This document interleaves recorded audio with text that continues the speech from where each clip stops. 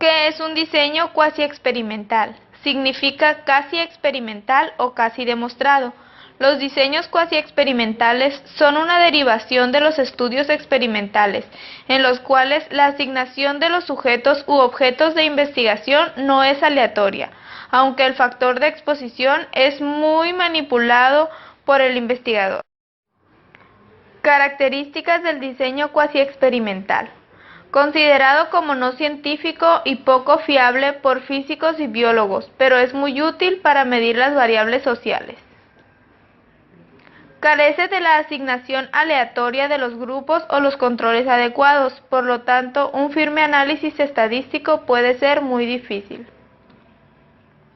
Las debilidades inherentes a la metodología no debilitan la validez de los datos, siempre y cuando sean reconocidas y permitidas durante todo el proceso experimental.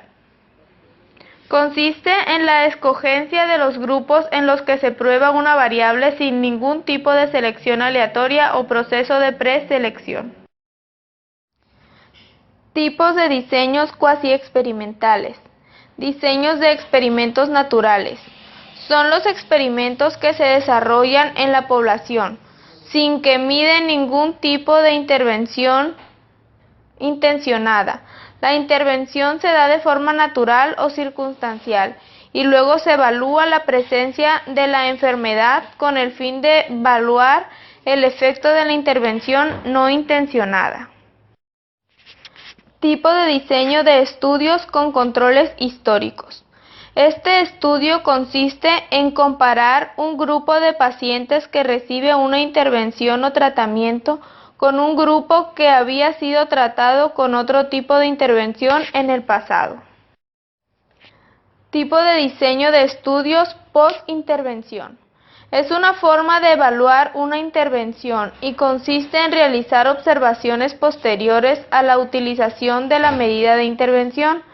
Tiene la limitación de no tener información previa sobre el conocimiento del tema por parte de los participantes. Tipo de diseño, estudios antes y después. Este estudio establece una medición previa a la intervención y otra posterior. Además, puede incluir un grupo de comparación que no reciba la intervención y que sea evaluada también antes y después, con el fin de medir otras variables externas que cambien el efecto esperado por razones distintas a la intervención. ¿Cuándo utilizamos este diseño? Se utiliza cuando no es posible realizar la selección aleatoria de los sujetos participantes en dichos estudios. Por ello, una característica de los cuasi experimentos es el incluir grupos intactos, es decir, grupos ya constituidos. Tipos de aplicaciones, ejemplos, grupo intacto, conjunto de sujetos que en este estudio no se asignan de manera aleatoria, sino que se forman antes del experimento de forma arbitraria. En este estudio generalmente se utilizan dos grupos, el experimental y el control. En esta aplicación se presentan 4 esquemas. El primero, donde nos dice que X es la variable experimental, donde O y O3 son mediciones pretest de la variable dependiente, O2 y O4 son medición posttest de la variable dependiente. En el segundo esquema, donde X es la variable independiente, O1 y O3 son mediciones posttest de la variable independiente, y O2 y O4 son medición posttest de la variable independiente. En el tercer esquema, donde X es la variable independiente, O1 y O2 son mediciones pretest de la variable independiente, y O3 y O4 son mediciones posttest de la variable independiente. Y en el cuarto esquema, donde dice que X1 es la variable experimental, X0 es la variable no experimental, O1, 2, 3 y 4 son las mediciones después de cada aplicación.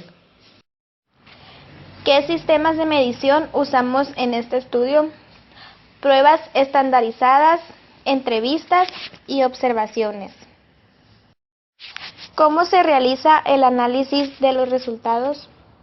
El análisis de la información arrojada por un diseño cuasi experimental Permite realizar diversos análisis estadísticos, como son la prueba T, el análisis de varianza, el análisis de covarianza, etc. Ventajas en el uso de este estudio. Son factibles, dado que se pueden realizar en pequeñas unidades, por lo cual son más baratos y tienen menos obstáculos prácticos. Permiten realizar investigaciones dentro de un marco de restricciones, particularmente la falta de aleatoriedad. Facilitan el desarrollo de estudios en ambientes naturales.